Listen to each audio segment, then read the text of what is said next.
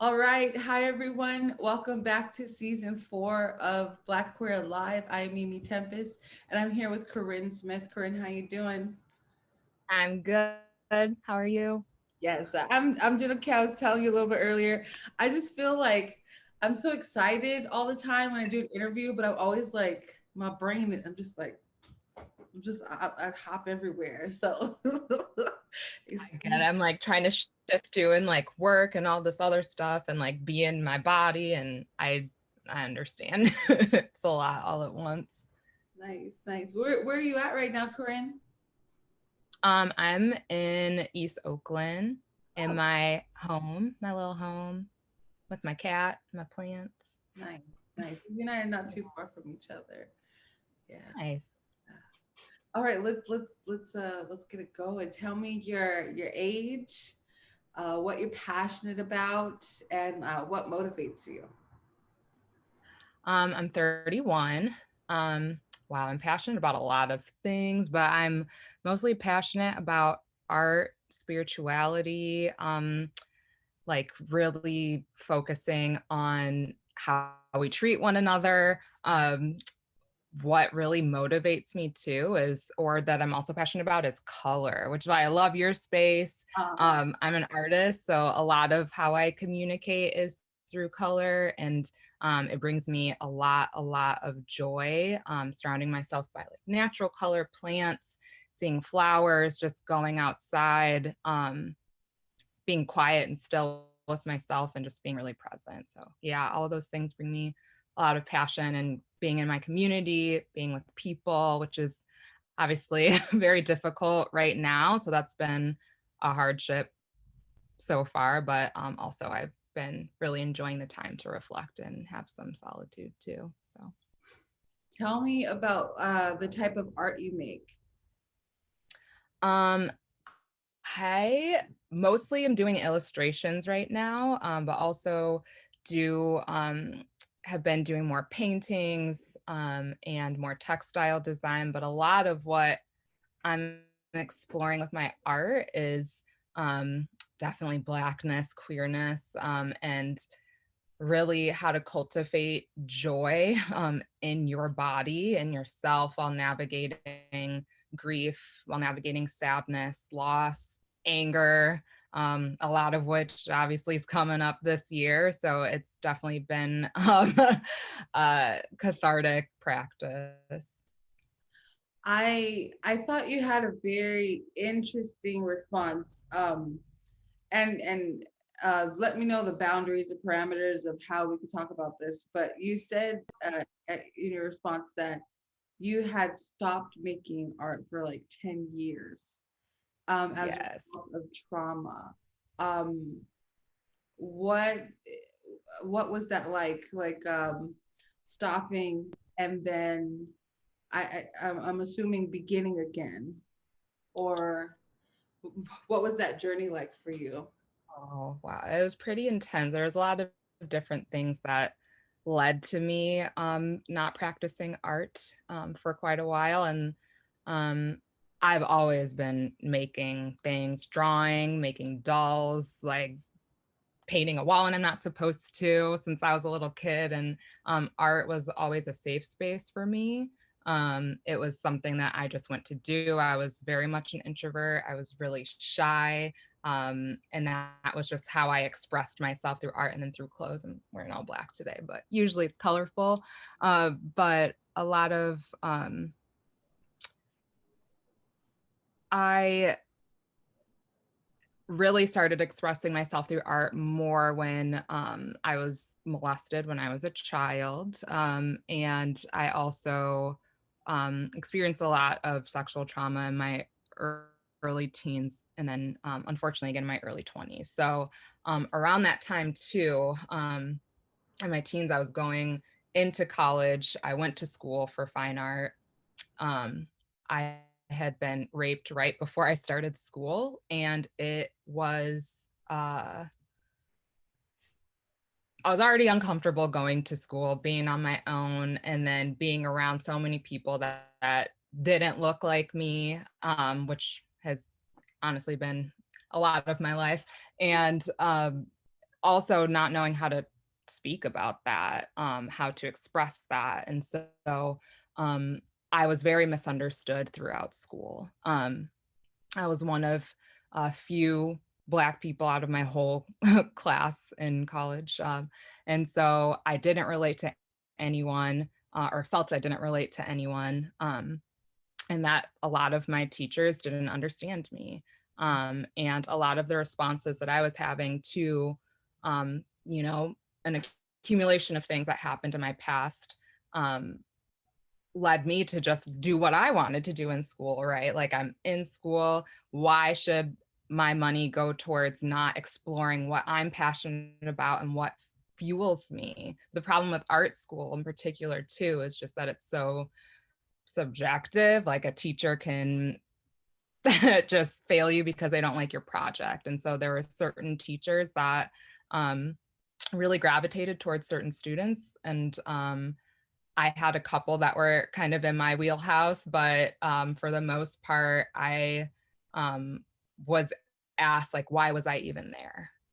Which is hard to hear in and of itself, but when your expression, you feel like your sole expression is this, and someone is telling you that repeatedly that your sole expression and who you are is not good, is not meant to be in this space. And so something that was a safe space for me, that was very much my own. If I can't communicate something, I'm going to communicate it through art. And for that to be repeatedly rejected made me really, I felt really lost about it, because I was like, my home doesn't feel like my home. And these people don't feel like my people. And this experience doesn't feel right. I can't necessarily put my finger on all of the reasons why, but that whole experience wiped it out for me. And I didn't draw, I didn't paint. I expressed myself in different ways, but just thinking of art took me back to that space. And so it took a while to get back there. I started doing more intensive therapy about five or 6 years ago. And I think just focusing on the real root of the issues of what I was experiencing, kind of what kind of cracked me open. And it took a while to get there. I think only 2 years ago now, I've really started gaining momentum and making art again. And it's always been for myself. I love sharing it, but everything I make is something that is just coming from me in the moment. So at first it was just for me, and then I slowly started to share things, and that felt like, oh, I'm exposing myself again. But then to see people resonate with it, and for people to encourage it and be so supportive, and then to have other artists reach out to me and be a part of a community of people that want to uplift, support, share all of these things that I didn't have from my previous experience. So putting myself out there was really scary, but it has been a continuously healing process. So I'm really grateful for that, and to have this practice and to have this back in my life, because it is such a big part of it. So I love your response. Uh, uh, I think sometimes there's a couple of things that I'm related to. So I too have experienced, sexual trauma. And I remember as a result, I just became like this raucous being. Like I just wanted to go out and fucking destroy everything in my path. So I could relate to that, especially going into like this institution and you're like, I need to express, I need to get out somehow, some way. My soul, to experience how my physical and my soul is, and it's interesting how institutions which conceive themselves upon building community, conceive themselves of building opportunities for people to share, that just fail every time. every time. Every, yeah. And and and it's interesting how creating outside of that institution or institution facilitated for the community that you were searching for to finally be able to find itself and create itself. Yeah, that I think that's very interesting and very telling. Um, Yeah. I always say, you know, I mean, school can be where you find your people, but the chances, because there's a expectation of performativity, the chances of that Yes. happening um, are low, especially for a Black and queer artist. Yeah. Thank you Yeah. for sharing that. Yeah, absolutely. If you feel or not, if you feel oh, wait, wow, words. What are your pronouns? And if you feel Much. comfortable, what is your gender expression, and how do you sexually identify? Sure. She, her are my pronouns. I'm actually still just like exploring my gender expression. So some days I feel like very femme, some days I feel like just a little bit more masculine, and then other days I just kind of don't feel like either. So it's just, I just am still loving exploring who I am, and so many things are unfolding that continuously surprise me. So that's been great. And then my sexual orientation, I would say I'm pansexual, but I am in a very happy relationship with my partner right now. So Okay, that's yeah, you the touched sweetness before Corona hit. that. We met like 2 weeks before shelter in place. Oh, lucky. Yeah, Like, yeah, you know, very lucky. so many people have been talking about, oh my God, I can't find a boo in COVID. I can't go out. And so it's just weeks before all of it, you were like, ooh, I got me someone Yep, there. I was like, lock it down right now. Yeah, yeah. I like that. You talked about this a little bit earlier, but where do you find home? Uh, Oh, yeah. I still find home in art. I also find home uh in my bed. I think it's been I actually shared a post recently about just like how much activity, either like very physical or mental activity, and things that come to me have all happened in my bed. And just, having that comfort, doing whatever I want, no pants, eating in my bed, like all of these things that come to you, and you're able to just have that kind of like, I don't know, those like really good juicy moments by yourself that no one gets to see. Like that is where I feel very much at home, where it's like no one can come and interrupt this that I've created for myself here. It's very personal. So I would say bed for sure. And then I really love going to the Yuba. Anything that's like a forest, where the forest meets any body of water, is where I like to just kind of regroup and just be with whatever comes. are you an earth sign? How'd you know? Uh, I'm like, I feel like it correlates a lot with how I feel. What's your sign? I'm a Virgo. Hey, Virgo. I'm a Taurus. Oh, So, yes. whoa, this feels so, yes. I'm like, I don't want to be out for that long. I actually just want to be in my bed and my home with my food, with my cat. Yeah, Mhm. I feel that on so many levels. Um, what are you searching for? Ooh, that's a good one. Um,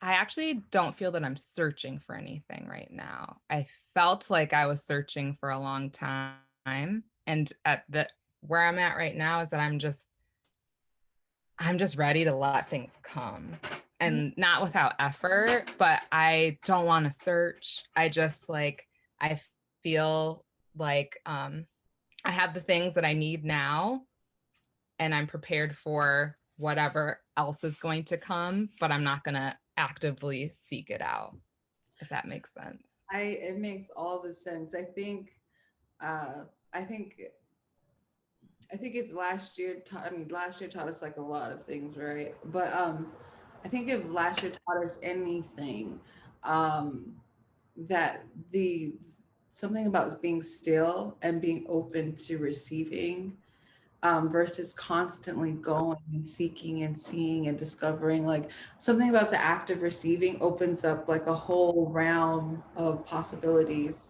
and opportunities to experience life. So to not be searching is also to, I hear from from your answers, is also just to be um in sync and still and in balance and open. You said that a lot of what you were passionate about was your spirituality. Tell me about some of your practices or beliefs or Yeah. yeah.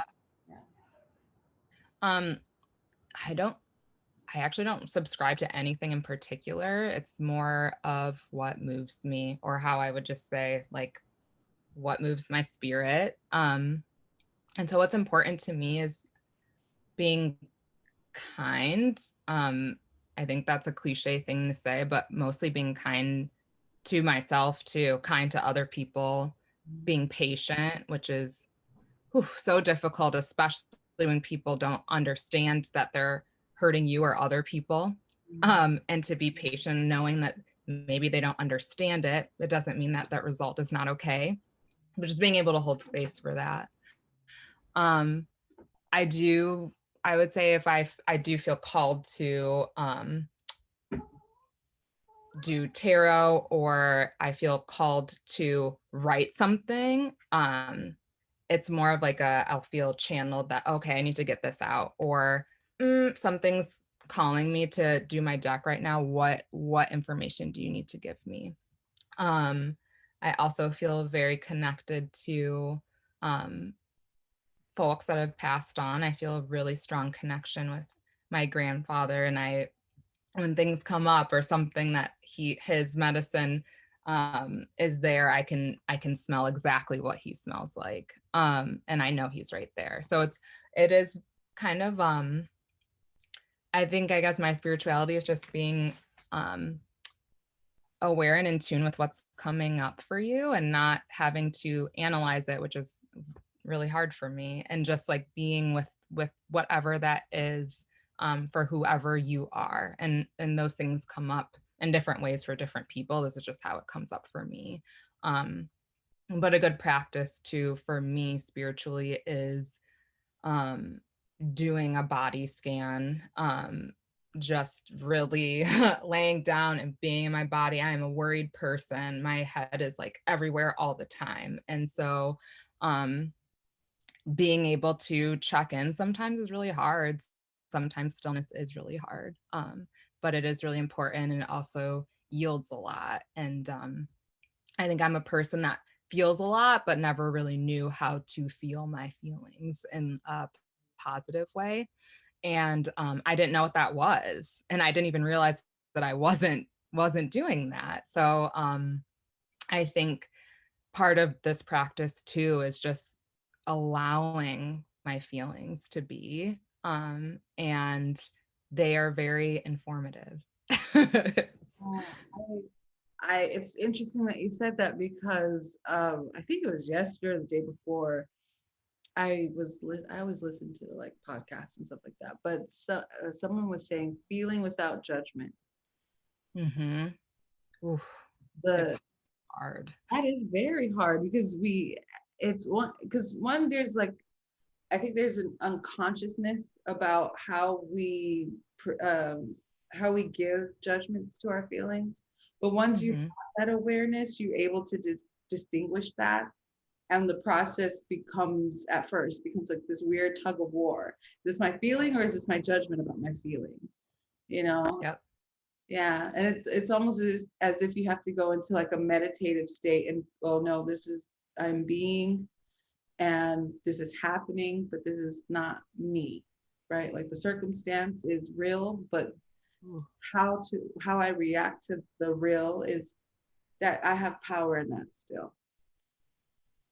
So I think Yes, that's that's beautiful and powerful. it really is. I think it is probably one of the most rewarding feelings to understand that and to have um to practice and learn discernment. I Mhm. didn't even realize how much of myself I was giving out to people, and I didn't know how much of other people's shit I was just like carrying in my body. So much. Mm.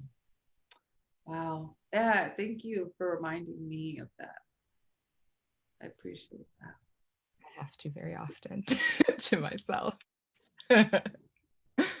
Um, where do you see yourself in media, in anything, in any type of story? It could be cartoons, it could be a book, uh, be anything. Oh, um, I think one of my biggest inspirations where I saw myself um, in college when Issa Rae started Awkward Black Girl.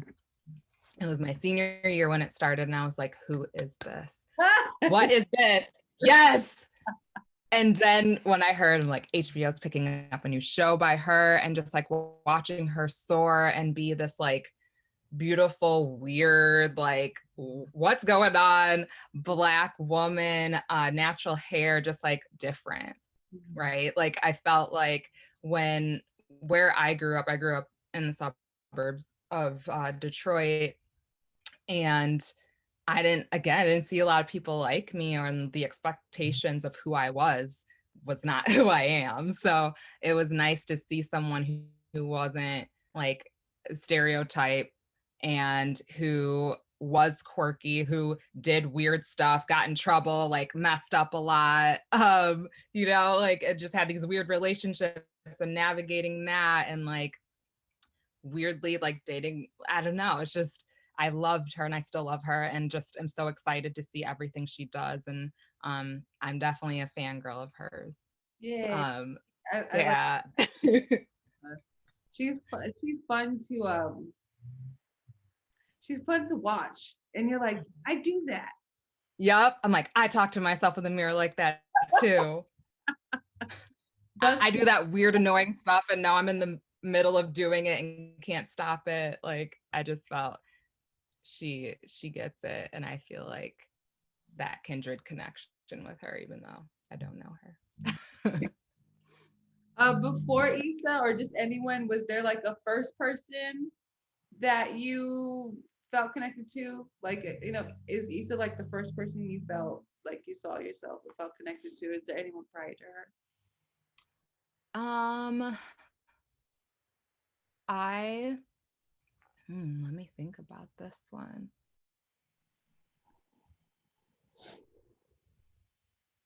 I feel like I was inspired by a lot of musicians when I was younger. And when I was little, I loved Debrat and I loved Missy Elliott. And I was just like, again, like two people that were so different to me from what again that expectation was and how I saw women.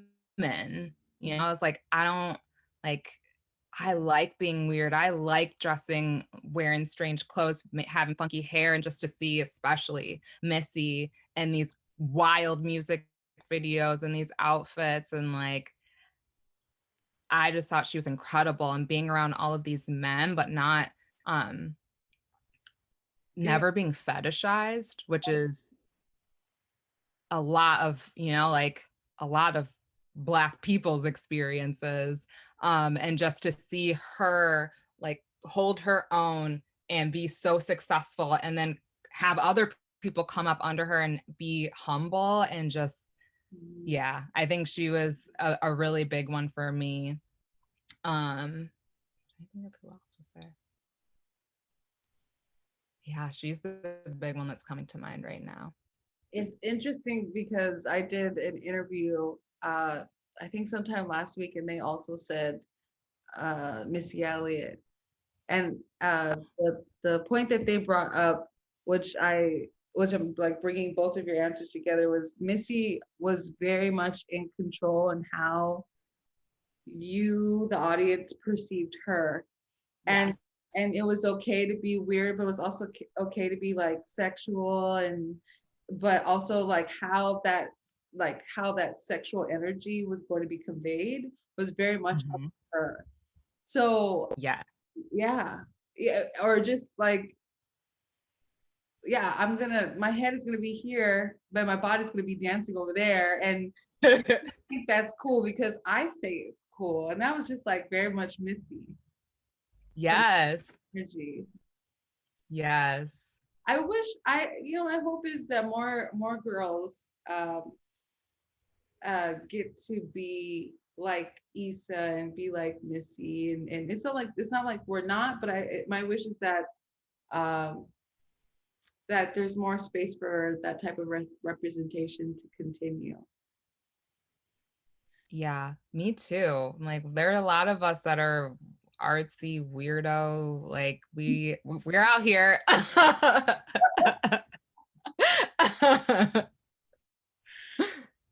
When do you feel safe? When do I feel safe? Mhm. Oh, when? Mm. I do feel safe when I'm by myself. There is there is a, such a comfort there, and just knowing what I like, what I want in that moment, and not, having to. Sometimes you just don't want to think about someone else for a second. um, I also feel safe with my partner. Just like um it's just been a really healthy relationship, which I haven't always had in the past. And just feeling like I can be my full self with someone and feel seen by that person. Wow. Um, and then be able to do what I need to do, still be an independent person, not in mesh, but just really support each other. There's so much safety in that relationship. Um, and another place I feel safe is um, in a shower or a bath. There's something about water that just like brings that safety. Also being in the river, something lazier. The ocean is gorgeous, but can be a little much for me sometimes as far as getting in it. But there's so much safety in um, just like that, The calm of just the water. oscillating water, and just, yes, the sound of water, feeling water, seeing water. Mm, I like that. All right, we're going to pivot to a memory. Tell me about the first time you realized you were Black. um, I have a very vivid memory of, it was in kindergarten. Um, I started kindergarten when I was 4. Most of my childhood, I was around mostly Black folks until I went to school. So I was around like all my cousins and all my aunties. And then, like, if we had to go to camp or something like that, it was usually with a lot of other like Black kids. And then I went to school for the first time, and it was totally different. And it was like, whoa, I'm seeing so many people that don't look like me, not in like it wasn't a bad thing, but I just remember feeling panic. Like Um, as a child, just like, I was always worried, still am. And then I didn't really know how to express it, but I just remember this vivid memory of me standing in the doorway and just my heart is racing, looking at all the people in the room. So I definitely knew that I looked different than everyone there. Um, and another moment also in kindergarten, I remember I learned how to read pretty early, and we were coloring with crayons, and then there was the flesh colored crayon.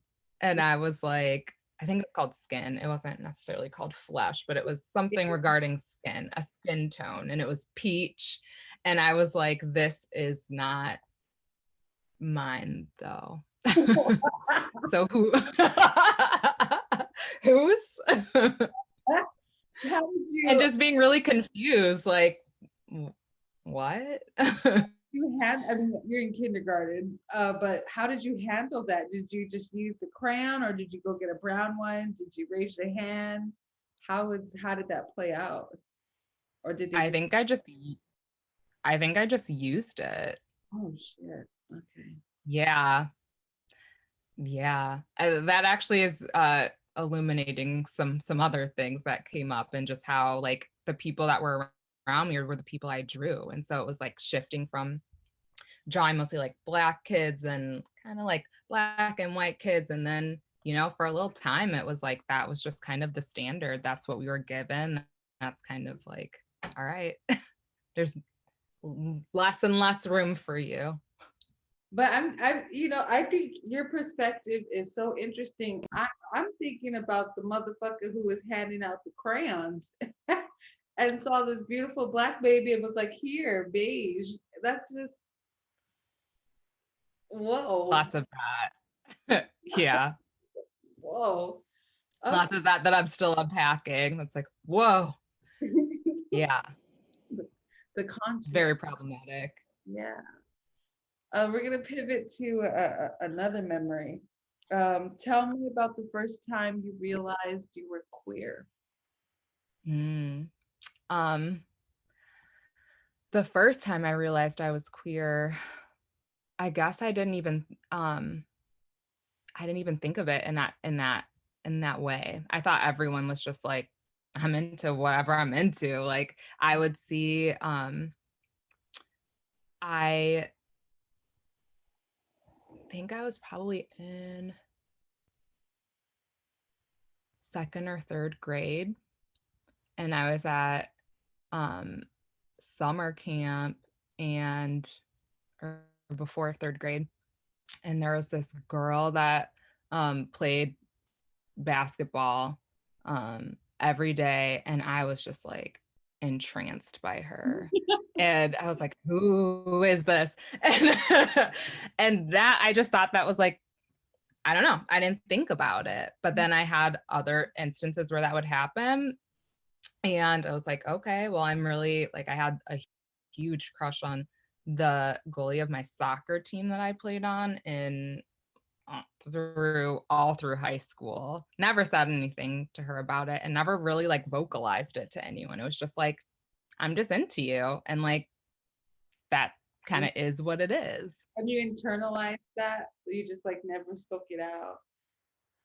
I always internalized it, and it was like, well, I also have been um attracted to guys, and this is also like, I think it was just easier for me at the time, honestly.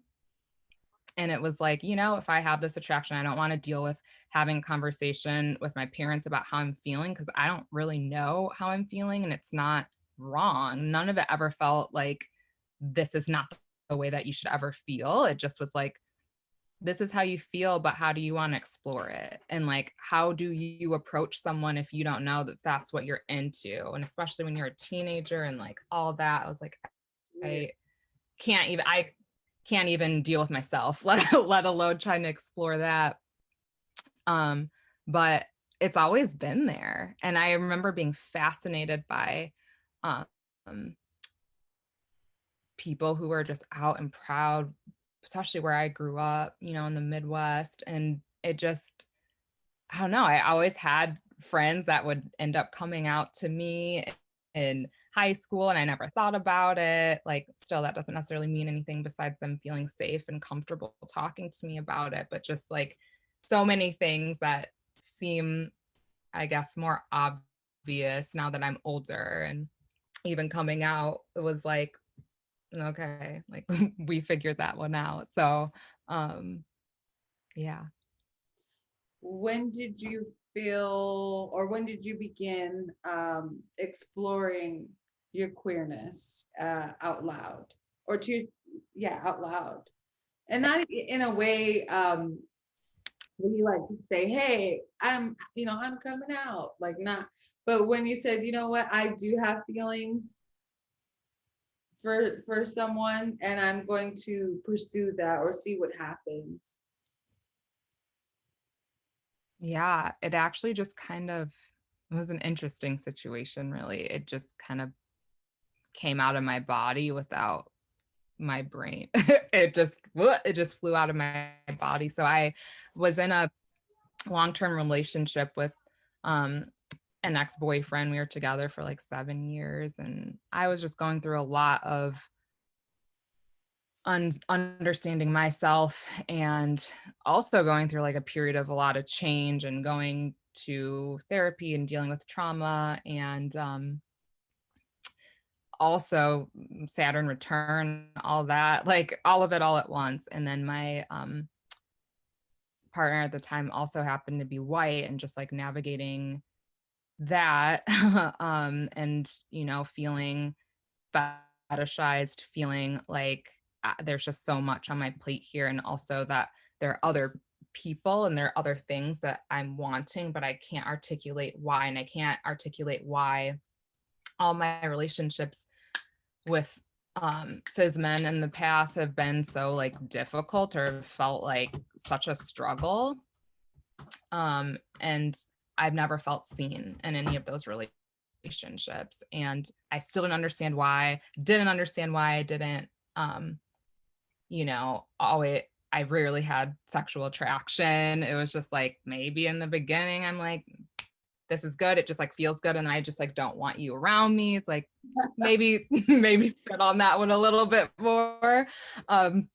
And it had gotten to a point in our relationship, I was so depressed. I felt like I was floating around as this person that wasn't even being seen. Like, you don't even know who I am. And then, but I also couldn't really articulate who am I, I and how do I feel. Yes, who am I without the expectations of all of this other that I've been internalizing? And we just had a conversation one day, and I remember sitting there, and like out of my body erupted this like, I need feminine energy. I need to be around. I can't do this. I can't this it's not, I can't do it. It just like blew out of my body and was like, that's it. How did your partner at the time respond to that? If okay, yeah, if it's No, I know it's not. I'm not okay. uncomfortable about it, but it was it he didn't it wasn't a good response, honestly. He didn't understand it. It seemed like, he had known that I had interest in exploring that, but I didn't know how to, again, articulate myself in the fact that I'm exploring this as this is a part of my identity. This is not like something where I'm just trying to like have a threesome with someone, which is also fine, but like that's not what I was trying to do.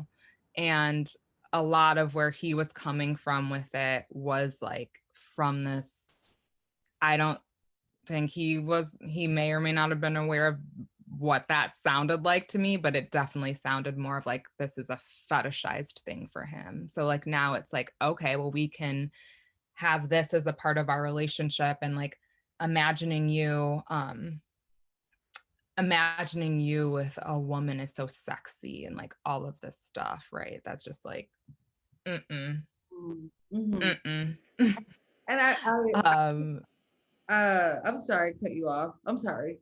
oh, it's okay, go No, I'm ahead, that was it. interested in I realized with that question I just asked, I wasn't interested in like his response, like to your expression so much. I was more interested in how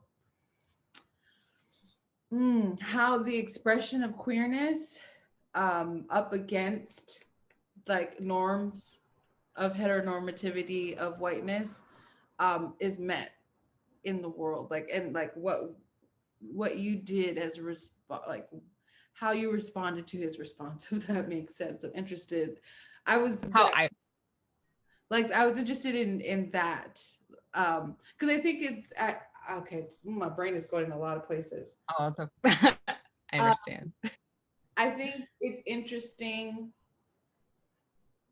to ask folks like, hey, when you got to that realization or when you got to that point of vocalization, right, from your body, from your soul, from your experience, what was that met with? Because I think it's telling of how relationships and how cycle systems of patriarchy, heteronormativity um, meets us at these points of vocalization. Because I think a lot of times people will say, oh, well, you just have to speak your truth, right? Speak your truth. And then it's like, it's not just me speaking the truth, or it's not just you speaking the truth. It's when that truth is spoken, what is the response to the world around us in which that expression is met? So, Sure. Okay, I follow. It was met with a lot of skepticism. okay, yeah. Like, are you sure? Are Mm, you sure? mm, uh, well, fuck him, or fuck them, fuck him, fuck him. I'm yeah. If Wow, you ever change your mind, like it, like it just that one. Oh man. Okay. Mm. What would you say to your 12-year-old self? oh, I would just say like be as weird as you want. None of these people matter. Not like their people matter, their opinions don't. And just like you are so loved and you have so much goodness that is coming to you and that you already have, and just to like lean in the things that matter. And if you really want something, like a lot of the things I was really interested in when I was younger, that it was like you can't, like, even lots of maybe occult things or like very spiritual things when I was young that I was interested in, and it was like you're not allowed to do this, you can't have this in the, you will not bring this in this house. But I would encourage my 12-year-old self to lean into it because it's there and you've always known it's there. And to make that effort and like research things on your own when you feel that feeling, and you just have that sparkle that something feels right, lean into it. Even if someone thinks you're crazy for it, even if it doesn't make sense to someone, like you're good and you got it. Nice, nice. What do you want to hear from your 60-year-old self? What do I want to hear from my 60-year-old self? Um,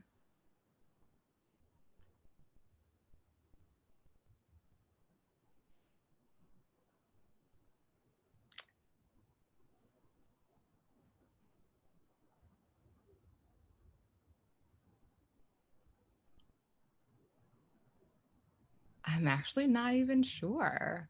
What did I want to hear from my 60-year-old self?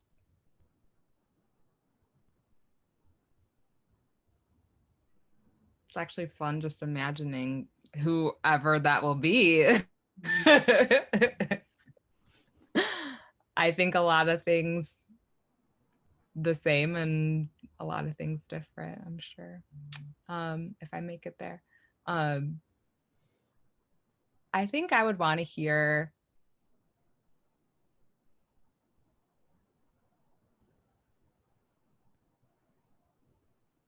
what about their kind of like my soul connections in that time. be really interesting.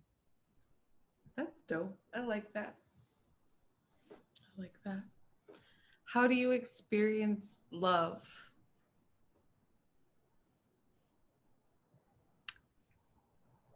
I have a really interesting thing that happened this past year that felt I felt how I felt and saw how what my love was or is. And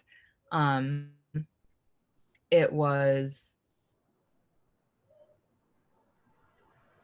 bright pink, bright fuchsia, like lively pink, and my whole body just felt like it was gonna burst in the best way. Just this like, oh, I can't contain it feeling that's like so intoxicating, and you're like, oh, can I actually handle this? But you can, and it's just like vibrant and it's beautiful. And I definitely feel that like this love and spirit and everything all just blends into one. But I also kind of see love a little bit everywhere. Yeah. I like this idea of the body or your body emanating colors as a representation of love. I mean, wow. Wow. I think it's possible on some realm that we're all just like colors, just engaging with each other, fusing, separating. Yeah, I could go down a rabbit hole with that. I definitely think so. And I think yeah, it's easier for me that just kind of happened, but when I am meditating or if I'm just being still for a while, sometimes that's just what comes out too. And you can sometimes see that emanate off of people or feel really drawn to something on that one day. I'm like really drawn to the color orange today and just kind of unpacking what that means and what it's trying to tell you. Yeah, I think that's really cool and Do special. you, this is random, but do you see auras by any chance? Um, I I actually don't usually see auras. Funnily enough, I'm like, I love colors. I wish I had that, but no, I usually don't. It was just um it's usually, and maybe it's something, I think things you can channel things that are meant for you in the time. And I think that was just that day. It was like poof, Pink. all of the color. I have this thing. I can see auras, but I don't get to choose when I see them. It's weird. Right? I feel like that's usually how it works. I'm scared of someone. I'm like, that person is green, and then I'm like scared. I'm like, oh shit, there's green everywhere around this person. Okay, okay, thanks, spirit. I can't control. Um, but it's interesting that you said that. I have two more questions, my dear. If you could change Yeah. your identity or form, what would that be? And I've expanded this question to, you could be a tree or a hummingbird or a nebula in space, anything.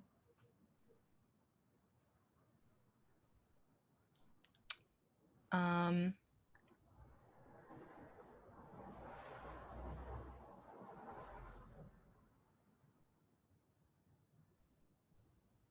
wow.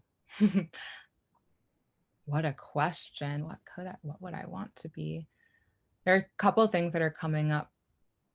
One, light. I feel like if I could feel or embody what in my head it feels like to be like this really bright light beam, or the way that a prism hits the wall off of like a little crystal or something like that. I would love to be that, and just that surprise sparkle that just kind of pops up here and there. I would love to be that. I think I would also earth sign. There's something about dirt that is just beautiful. Like you take it for granted and it nourishes you and brings you food. It brings you the trees that help you breathe. You return to it and become it, and then you come out as different things. Like I think that's such a beautiful thing. So yeah, light and dirt. I love that. I love it. And it's a perspective on the importance of dirt that we don't consider often. Yeah. Yeah. All right, my last question. Is there anything that I did not ask that you really want to touch upon in this moment?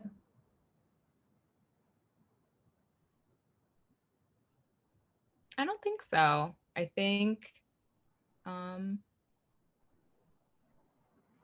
yeah, I think I'm feeling good about it. Yay. I'm glad that you feel good. That makes me feel good. I'm going to stop us right here.